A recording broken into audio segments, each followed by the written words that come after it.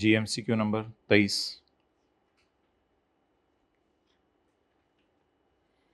The following information relates to a building of Jet Limited at Chakam, January 2018.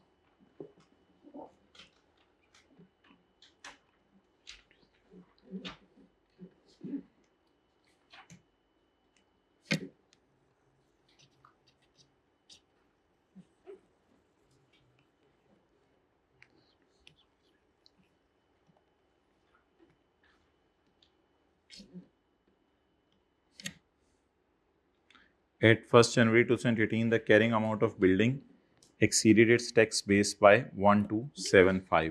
बनाएं जी IFRS के मुताबिक और tax वालों के मुताबिक।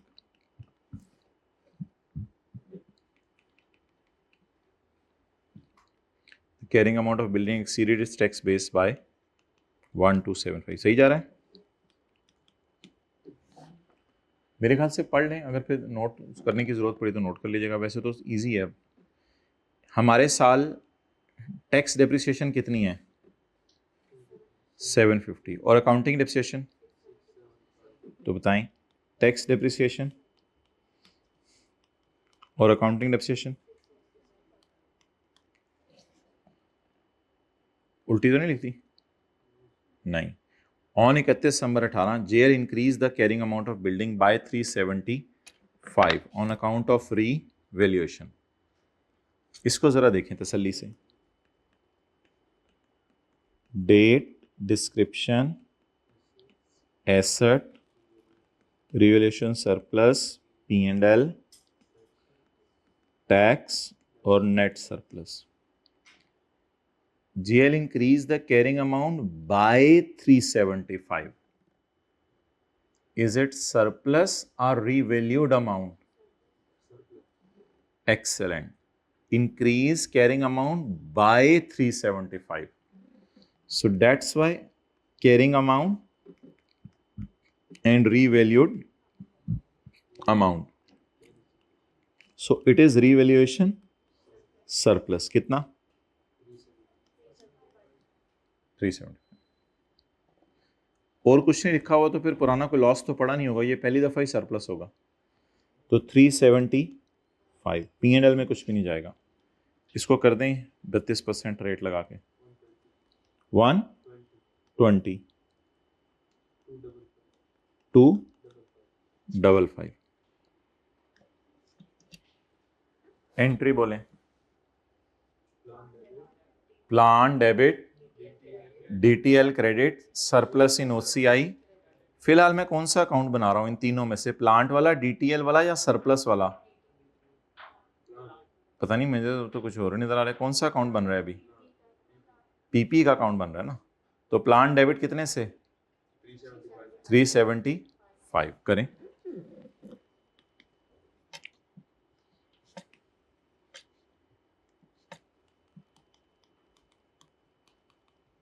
DTL अकाउंट खोलने तो DTL अकाउंट में कितना डालना है? प्लांट के अगेंस्ट 120। अच्छा, वो खोल लें कोई मसला नहीं। द DTL एज एट, ओहो एज एट निकालना है तो भाई एज एट तो वहां से निकल आएगा। हमने कौन सा DTE निकालना है? तो अकाउंट बनाने की जरूरत थी मेरे ख्याल से। अकाउंट बनाए बगैर ही कैरी डाउन तो कहीं और से ही निकलता होता है। किसी को याद है कैरी डाउन कहां से निकलता होता है? कैरिंग अमाउंट और टैक्स बेस के डिफरेंस से निकाल लेंगे अभी, तो वो तो वहीं से निकल आने। तो अकाउंट बनाने की शायद जरूरत तो नहीं है। अगर DTE पूछा होता ना फिर बड़ा टफ होता। पहले कैरी डाउन निकालते, फिर ये 120 डालते, फिर बैलेंसिंग निकालते, फिर ओपनिंग का डिफरेंस लेते, वो तो बहुत टफ हो जाना था। वी आर वेरी लकी कि उसने DTL एज एट मांग लिया। फॉर द ईयर मांग लेता ना फिर तो पहले कैरी डाउन आता, फिर ब्रॉड डाउन मेहनत से निकालते, फिर पता नहीं क्या क्या करते। आप बता दें, असल में इस 375 का ये फायदा था ना, ये यहां आना था। आप बताएं ये जो रिवैल्यूएशन की एडजस्टमेंट थी इसको कैसे डील करना था? How to tackle? ओपन करें वर्किंग, स्काई ब्लू पट्टी की जनरल एंट्री बताएं। एसेट डेबिट करें जी, डेबिट 375, डीटीएल क्रेडिट करें जी, करें, वो तो बाद में पता चला डीटीएल का अकाउंट नहीं बनाना था, 120, और सरप्लस इन ओसीआई। आगे क्या पूछ रहे हैं वो, कह रहे डीटीएल एज ऑन बताओ। अब एक मसला है, ये नेगेटिव में आ जाएगा टैक्स वालों का, तो मेरे ख्याल से 1000 रुपया दोनों जगह डाल लेते हैं। इधर 1000 रुपया डालेंगे तो ये ऐसे खींच के करना पड़ेगा दो, वैसे भी एमसीक्यू है, खैर है, इधर तो चलें, वर्किंग तो उसने देखनी नहीं। 2275 हो जाएगा, 1000 रुपया डालेंगे, और ये क्या हो जाएगा 1000 रुपया। आप बोलें कैरी डाउन 1975 250।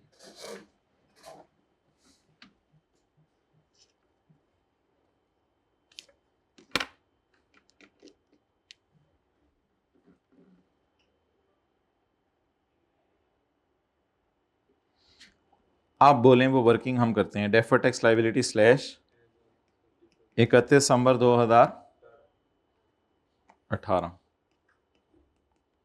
बोलें जी, कैरिंग अमाउंट बोलें 1975, टैक्स बेस 2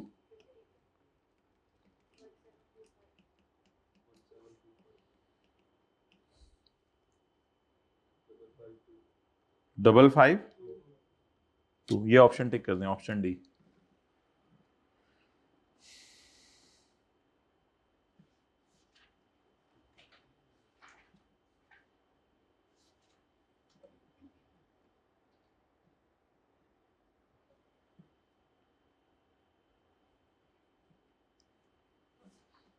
अब किसी ने नोट करना है तो एक आधे मिनट में कर लें।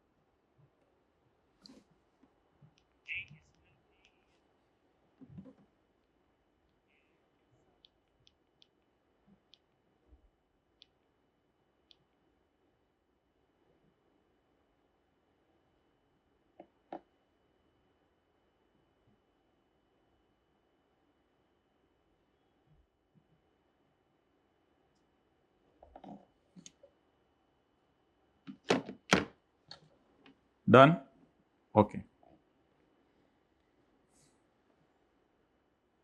इस टी अकाउंट का कोई फ़ायदा नहीं था। देखें इसका फ़ायदा कब होता है, अगर वो DTE पूछता फिर कैरी डाउन कितना आता, फिर आपको ब्रॉड डाउन भी निकालना पड़ना था।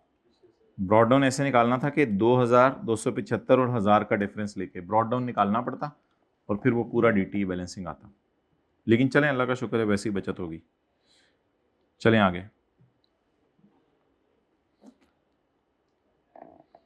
ये हमने सवाल क्लास के अंदर किया हुआ है, ये टिक कर लें। OL sell goods with 1 year warranty याद है, इसकी रिवीजन भी होने आने। सेल 1750 थी, उसका याद आ रहा है ना।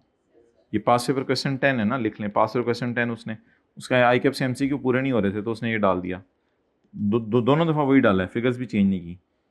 इधर DTE पूछे और इधर CTE पूछा है। ओके, ये करें जी MCQ 17। अच्छा, ये कैश फ्लो का MCQ है, पता नहीं उससे इधर क्यों डल गया हुआ है कैश फ्लो का, तो एहतियातन ज़रा एहतियात के दर्जे में कर लेते हैं, आसान तो बड़ा है। अच्छा, आज मैं पहली दफ़ा भाई वो देखो कॉस्ट की क्लास वाले आ गए हैं, बिलाल से पूछो उन्होंने आने तो 4 बजे ख़त्म होते हैं, ठीक है। तो ठीक है, उनका वेट कर लेते हैं, हम इधर उधर के सवाल करते हैं फ़िलहाल। आज मैं ना आपके सामने 2 अकाउंट खोल रहा हूँ, एक DTL, एक नया अकाउंट खोल रहा हूँ CTP। CTP होता है, इसका ओपनिंग पेएबल भी होता है और इसका क्लोजिंग पेएबल भी होता है। किस वजह से कि पिछले साल का टैक्स भी हमने देना होता है साल के एंड पे। असल में साल के एंड पे टैक्स लोग देते नहीं है ना, इसलिए पेएबल होता है। आप जो टैक्स कैलकुलेट करते हैं साल के एंड पे, वो जमा तो आप लोगों ने अगर टैक्स पड़ा हुआ 30 सितंबर को जमा कराना होता है, यानी अगर हमारा जून ईयर एंड है तो सितंबर को जमा कराना होता है। तो अब जरा पहली दो लाइनें पढ़ें। बैलेंस शीट के अंदर नॉन करंट लाइबिलिटीज में डेफर्ड टैक्स आ रहा है, लाइबिलिटीज में आ रहा है, एसेट्स में आ रहा है, लाइबिलिटीज। तो ब्रॉट डाउन बताएं। 140 एल है ना, DTL यहां से पता चला है लाइबिलिटी, और कैरी डाउन 310। कैसे पता चला? ये बैलेंस शीट के आइटम्स हैं एज एट। 2 सालों की उसने बैलेंस शीट दी है। शायद आपको याद हो कैश फ्लो के सवालों में भी 2 सालों की बैलेंस शीट दी होती थी। वो पास है R1, 2 सालों की बैलेंस शीट दी होती थी। ये करंट टैक्स पेएबल है, करंट टैक्स पेएबल, जिसको हम क्या करते थे बोले, CTP। और ये बैलेंस शीट में कहां नजर आ रहा है? करंट लाइबिलिटीज में। लेकिन आजकल आईकेप इसका नाम रख रहा है प्रोविजन फॉर टैक्स, क्योंकि ये भी एक अंदाजा होता है, पता नहीं बाद में गवर्नमेंट चेंज कर दे। What was provision? What was provision? 160। What is provision? 130। अब वो किसका ब्रॉट डाउन था? DTL का। और कैरी डाउन DTL का। ये किसका ब्रॉट डाउन और कैरी डाउन है? CTP का। The tax charge in P&L is 270। बताएं जी कहां डालें टैक्स चार्ज इन P&L? ये P&L वाला टैक्स चार्ज है, किस अकाउंट में लेके जाऊं? पहली क्लास ली थी IAS 12 की, लेक्चर 1 लिया था IAS 12 का। वो हाँ ना कर दें। अगर लेक्चर 12 आपने लेक्चर 1 लिया था तो लेक्चर 1 में मैंने P&L बनाया था। उसमें मैंने लिखा था PBT less tax expense. Tax expense comprise of CT and DT। और मैंने आपको डेफिनेशन पढ़वाई थी एक दफा। मैंने कहा था टैक्स एक्सपेंस का मतलब आज के बाद हुआ करेगा CT और DTE, जो नोट में 7.1 में भी जाता है। कभी भी जिंदगी में आपसे पूछ ले टैक्स एक्सपेंस क्या होगा, तो आपने बताना tax expense consist of 2 things, current tax expense and P&L में भी यही जाता है, और नोट का 7.1 वाला पोर्शन भी यही होता है। भाई ये फिगर दे रहा है वो 270। ये उसने ना CT लिखा है ना DT लिखा है, उसने बड़ा खूबसूरत लफ्ज यूज किया है, the tax in P&L। P&L में कौन कौन सा जाता है? किसी को पता है टैक्स P&L में कौन कौन सा जाता है? CT कहां जाता है? P&L में। और DT भी कहां जाता है? उन्होंने पूरा ग्रैंड टोटल दिया 270। अब आप लोग मेहनत करके टी काउंट पूरा कर लें। आप देख लें कौन कौन सी फिगर्स बैलेंसिंग है। ये फॉर्मेट सा बन गया। बताएं हमारा टोटल खर्चा कितना निकला है? टोटल टैक्स का खर्चा कितना निकला है? 270। भाई अब मेरा मशवरा ये है कि पहले कौन सा अकाउंट पूरा करें। असल में ये 2 फिगर्स मिसिंग है ना। मेरा मशवरा ये है पहले ये अकाउंट पूरा करें, क्योंकि इस अकाउंट में पेमेंट भी आनी है, खर्चा भी आना है। इस अकाउंट में पेमेंट नहीं आनी, डेफर टैक्स किसी को पे नहीं करना होता। ये डेफर अगले साल जाके करंट टैक्स के अकाउंट के जरिए ही पे होता है। ये डेफर किसी को पे नहीं करना होता। आज तक एक क्लास भी ऐसी नहीं थी इस टी अकाउंट में कभी कैश बैलेंसिंग निकाला हो। इस टी अकाउंट में मैक्सिमम क्या क्या आता था? डेफर टैक्स एक्सपेंस, और कभी कभी प्लांट आ जाता था। तो अब याद रखिएगा तरतीब कैसे चलाएंगे। तरतीब में आप सबसे पहले इसको पूरा करें। दूसरी साइड पे आ रहा है। तरतीब में इसको पूरा करें। बैलेंसिंग बोलें 170। हर चा या खुशी चा, तो इसको फिर ऐसा करें वर्किंग 1 कर देते हैं, इसको वर्किंग नंबर 2। तो working 1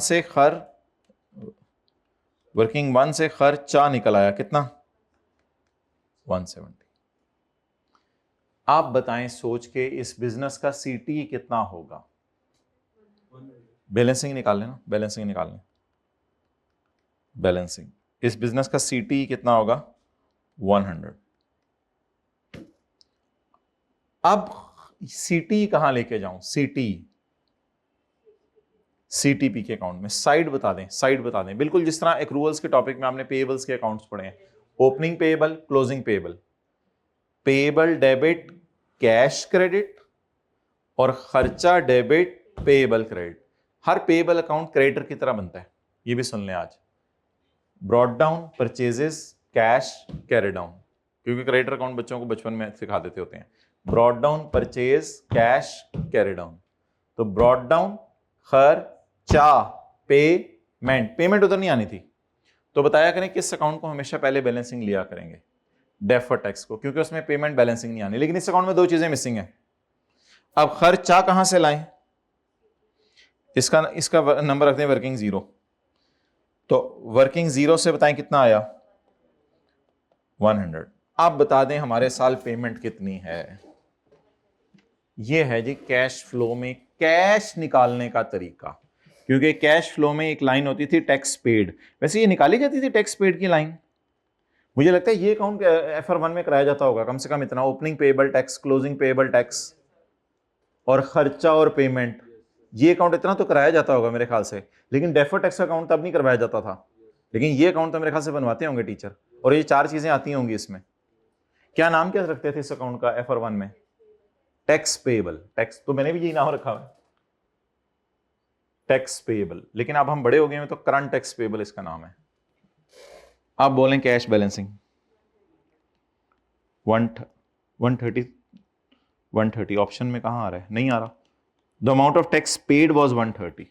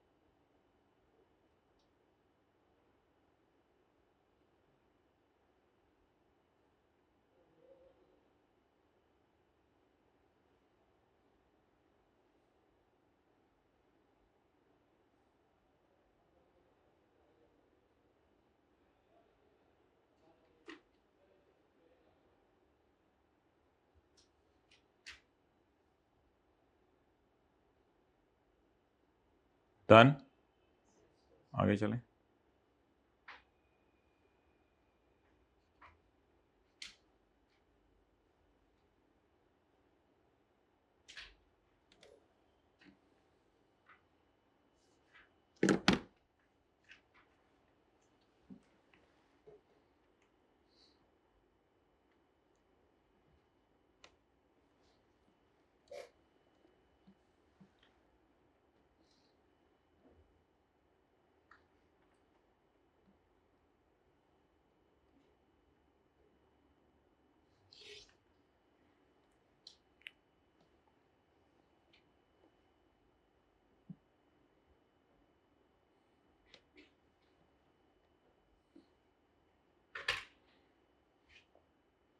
MCQ 10, the accountant of an entity is confused, ठीक है करिए फिर, by the term tax base. Tax base की टर्म की वजह से वो कंफ्यूज है। What is meant by tax base? Tax base से क्या मुराद है? तो वो पूछना आपसे ये चाह रहा है कि भाई टैक्स बेस से बता दो क्या मुराद है।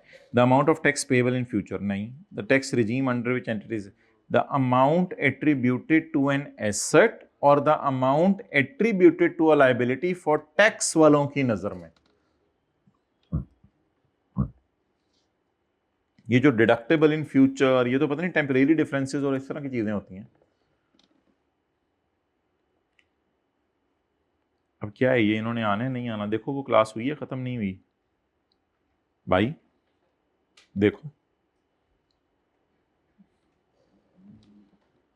अच्छा जी,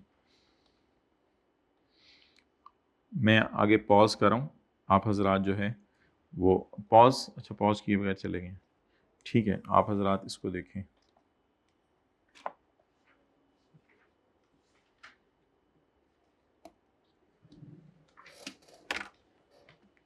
MCQ 24,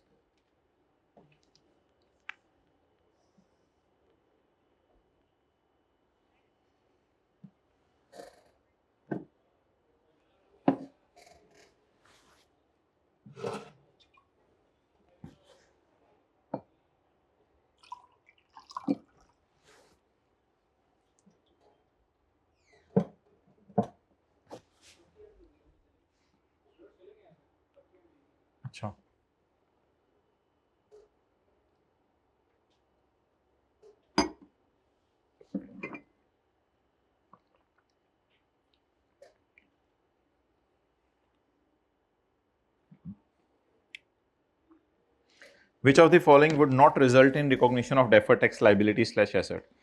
किस चीज की वजह से लाइबिलिटी और एसेट अराइज नहीं होगा?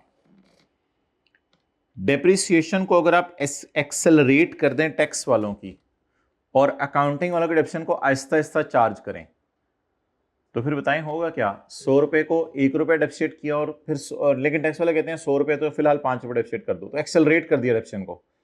क्या इससे कैरिंग अमाउंट और टैक्स बेस में डिफरेंस आएगा? आएगा। आने की वजह से क्या डेफर्ड टैक्स राइज होगा? तो नॉट को तो टिक नहीं कर सकते फिर हम। मेरे ख्याल से जुबानी सोचें, अगर लिख के सोच रहे हैं तो वो तो लंबा काम हो जाएगा बहुत।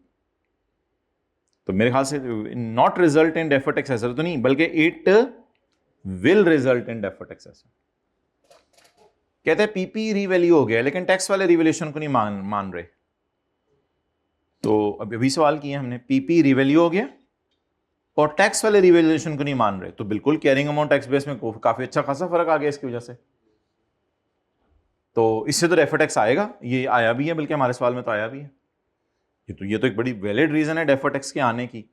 तो which would not result, sorry tick तो नहीं करना था ना, विच वुड नॉट रिजल्ट, तो it will result.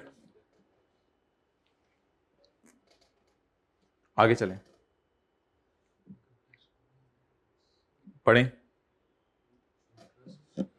Interest income is taxed only when received. Interest income में कहते हैं हम तब टैक्स लगाएंगे जब रिसीव हो। तो कैश बेसिस, तो कैश बेसिस में टैक्स बेस क्या होगी? Excellent, zero. और कैरिंग अमाउंट नजर आ रही होगी, तो फिर तो ये उल्टी अकाउंटिंग होगी, फिर तो डेफर्ड टैक्स आएगा। मुझे तो यही वाला सिनेरियो लग रहा है कि कैरिंग अमाउंट हम लिया करते थे क्योंकि कैश अकाउंटिंग है ना, तो फिर तो डेफर्ड टैक्स आ जाना है। डिफरेंस देख लें, आएगा इन दोनों का। लेकिन अगर लिखा होता ना एग्जेम्प्ट इंटरेस्ट इनकम, फिर वो और बात होती। अभी ये शुक्र है, सबर है या अजीब है? सबर है, सबर। Cash accounting. Dividend income is taxable at lower rate than normal rate. Dividend income पे कम रेट लगना है as compare to normal rate. भाई ये तो रिसीवेबल वाला कोई चक्कर ही नहीं यहाँ पे, और कोई ऐसी बात इन्होंने बताई नहीं। तो डिविडेंड इनकम पे अगर कम रेट लगना है तो मेरे ख्याल से करंट टैक्स की वर्किंग में जाके आप, यानी कि 2 सवाल मैंने रिसेंटली किए थे, पास पेपर क्वेश्चन 15-20 दोनों में ये एडजस्टमेंट थी शायद डिविडेंड वाली। तो डिविडेंड को कम करके आपने नीचे जाके लग रेट लगा दी, तो रिसीवेबल तो लिखा ही नहीं हुआ कुछ इधर। तो डेफर्ड टैक्स तो इसका राइज नहीं होगा, बल्कि करंट टैक्स में ही हम 30% की बजाय 10% रेट लगा देंगे। तो it will not result in recording deferred tax asset, इसलिए इसको टिक करें। Which two of the following where carrying amount is always equal to tax base? Reverse चलें। कैपिटलाइज डेवलपमेंट, ये कौन सी डेवलपमेंट होगी? अच्छी वाली बुरी वाली? कैपिटलाइज डेवलपमेंट, अच्छी वाली, तो एक्सेलेंट। फिर कैरिंग अमाउंट को मैं ज्यूम करता हूं 100, which are allowed in tax upon payment basis. फिर टैक्स बेस तो जीरो होगी। क्यों जीरो होगी जरा बताएं? टैक्स वाले कह रहे हैं फौरन खर्चे में ले जाओ, और अकाउंटिंग वाले कह रहे हैं कैपी और बाद में अमोर्टाइज कर लेंगे। तो फिर तो वेयर इक्वल तो नहीं। आगे चलें। Accrued income that will never be taxable, ये तो परमानेंट डिफरेंस है। परमानेंट डिफरेंस में तो जबरदस्ती कैरिंग अमाउंट और टैक्स बेस को क्या लेना पड़ेगा? बराबर लेना पड़ेगा। एक फिक्रा मैंने परसों के नोट्स में या तरसों के नोट्स में डलवाया था कि एग्जेम्प्ट इनकम अगर रिसीवेबल हो, बोले ना, ये कौन सी नेवर बी टैक्सेबल का क्या मतलब है? एग्जेम्प्ट इनकम अगर रिसीवेबल हो, भी फिक्रा डलवाया 1-2 दिन पहले नोट्स में, और डिडक्शन नॉट अलाउड अगर पेएबल हो, तो इनकी कैरिंग अमाउंट टैक्स बेस को क्यों बराबर लेना है? ताकि टेम्परेरी डिफरेंस, क्योंकि ये कौन सा डिफरेंस है? परमानेंट। आपको थोड़ी सी क्लैरिफिकेशन याद आ गया? Allowance for bad debt where tax relief is only given, मतलब टैक्स वाले तब माइनस करने देंगे जब एक्चुअली बंदा पैसे लेके भागे। और ये तो अलाउंस की जगह हम तो प्रोविजन का वैसे लफ्ज बोलते हैं ना, प्रोविजन फॉर डाउटफुल डेट। बताएं जी, प्रोविजन की कैरिंग अमाउंट तो नजर आएगी क्योंकि अकाउंटिंग वालों ने तो provision for doubtful debt record की, लेकिन टैक्स वाले कह रहे हैं हम नहीं इसको मानते, तो फिर डिफरेंस आएगा। तो ऑलवेज इक्वल तो नहीं, इधर था ना ऑलवेज इक्वल। एक्रूड एक्सपेंसेस, ये जरा अकाउंट बनाते हैं। मैंने एग्जाम्प्ट इनकम थी इसलिए अकाउंट नहीं बनाया था, आसान कॉन्सेप्ट था, उधर भी अकाउंट बना लेना चाहिए था। एक्रूड एक्सपेंसेस ये होता है, ये होता है एक्रूड एक्सपेंसेस। आगे ना पढ़े, आगे ना पढ़े। एक्रूड एक्सपेंसेस अगले साल पे होगा, इस साल कितना सा पढ़ने के बाद आगे पढ़ते हैं। Accrued expenses that have already been deducted in current tax, current tax में भी डिडक्ट हो गए हैं और हमने भी कर लिए। ये है एक्रूअल अकाउंटिंग, कमाल, ये एक्रूअल अकाउंटिंग है, इसको भी टेक करना पड़ेगा। यहां कैरिंग अमाउंट टैक्स बेस बराबर आएगी, ये एक्रूअल अकाउंटिंग है। ये थोड़ा सा अजीब फिक्रा होता है, ये हैव ऑलरेडी बीन से बच्चे कई दफा परेशान होते हैं, लेकिन रुक के जरा सोचें। एक्रूड एक्सपेंसेस का क्या मतलब है, हाउ टू टैकल एक्रूड, यानी कि पेबल, रिसीवेबल, अनअर्न्ड और प्रीपेड के लफ्ज आ जाएं, थोड़ा मुहतात होकर चल रहे हैं। It is closing payable, accrued expenses. T account बनाया, पेबल पे होगा, लेकिन आज तो किस में चला गया, खर्चे में। आगे चलें आप। Debt are to be deducted when paid तो नहीं लिखा हुआ, debt are to be deducted when paid नहीं लिखा हुआ, बल्कि उल्टी बात लिखी हुई है, debt have already been deducted for current tax. Current tax के लिए टैक्स वाले भी कह रहे हैं माइनस कर लो, वो भी कह रहे हैं माइनस कर लो। अच्छा, हमने क्या किया हुआ है, हमने भी माइनस किया हुआ, तो फिर तो एक ही बात कर रहे हैं दोनों। तो ये कौन सी अकाउंटिंग होगी बोले, एक्रूअल अकाउंटिंग। एक्रूअल अकाउंटिंग में हमेशा कैरिंग अमाउंट टैक्स बेस क्या होती है, बराबर। Which of the following does not give rise to deferred tax, कौन सी चीजों में डेफर्ड टैक्स नहीं आएगा। अकाउंटिंग और टैक्सेशन में अगर डिफरेंस हो जाएगा फिर तो डेफर्ड टैक्स आएगा, क्योंकि carrying amount tax base different होंगे ना। Expenses charge in P&L but never allowed in tax, ये तो डेफर्ड टैक्स नहीं, ये तो परमानेंट डिफरेंस है ना। परमानेंट डिफरेंस, वो डेफर्ड टैक्स आता ही किन पे है, डेफर्ड टैक्स सिर्फ किन के ऊपर आता है, टेम्परेरी डिफरेंस पे। और ये कौन सा डिफरेंस है, permanent. Which of the following would never give rise to deferred tax asset, नहीं, अकाउंटिंग का टैक्स डिफरेंट होगी, डेफर्ड टैक्स तो आएगा। और परमानेंट डिफरेंस पे तो क्या करूं इसको, बोले ही कह रहे which will not give rise deferred, yes it will never give rise deferred tax because it is permanent difference. Revaluation will never give deferred tax. Oh, revaluation gave deferred tax, revaluation अभी भी किया, it gave a big deferred tax. असल में जहां जहां हमारे और accounting वालों में इख्तलाफ हो जाता है ना, वो तो फिर डेफर्ड टैक्स आएगा।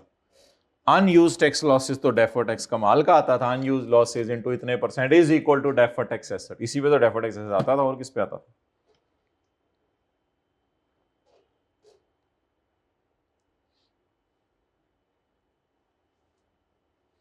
पॉइंट 14। बाकी एमसीक्यूज की ना थोड़ी बिल्कुल डिफरेंट थीम है, कुछ आसान है और कुछ बिल्कुल अलग हैं। प्रायर ईयर चार्ज वो फिर किसी और क्लास में करेंगे, तो ये 9 करें।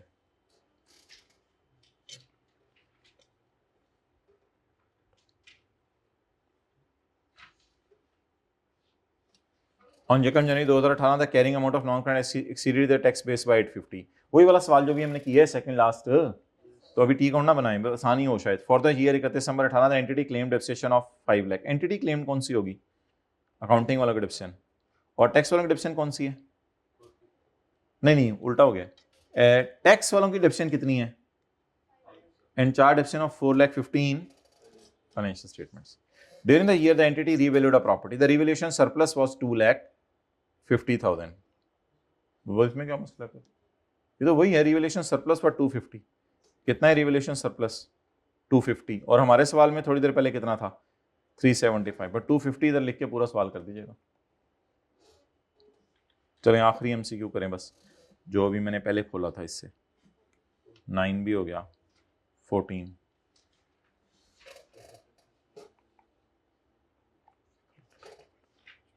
उसे बिलाल को बुला लें।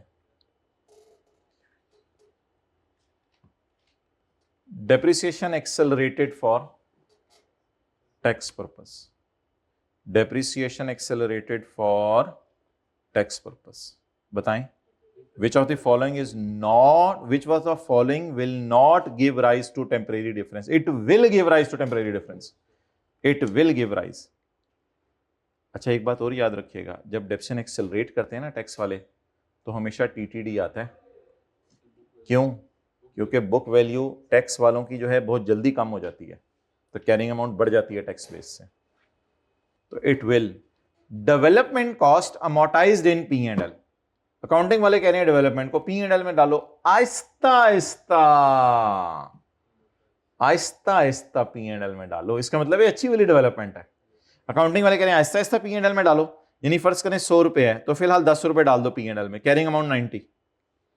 टैक्स वाले कह रहे हैं फौरन माइनस कर लो, तो फिर टैक्स वाले अगर फौरन खर्चे में डाल दिया तो टैक्स वालों की बैलेंस शीट में क्या जाएगी development? It will give rise deferred tax. Yes, it will give temporary difference, which will result in deferred tax. Deferred tax उसने पूछा नहीं, आप सही कह रहे हो। Accrued expenses which have already been deducted for tax purpose, वो तो बना हुआ है भी टी अकाउंट कहीं बनाया था, फिक्रा तो वही है ना। Accrued expenses which have already been deducted for, ये accrual accounting है। ये फिक्रा बड़ा जबरदस्त है, बार बार वो पूछ रहा है। इस फिक्रे का मतलब होता है एक्रूअल अकाउंटिंग। तो फिर तो कैरिंग अमाउंट और टैक्स बेस बराबर आ जाएंगी। तो विच of the following is not a circumstances giving rise? Yes, it will not give temporary difference, rather it will give a difference of 0, there will be no difference। बल्कि वही बात होगी। Revenue accounting वालों ने profit में डाल दिए, tax वाले कहते हैं जब कभी पैसे मिले डालना। तो ये तो कैश अकाउंटिंग है, इसमें तो डिफरेंस आ जाएगा। तो कौन सी ऑप्शन टिक करनी? सी।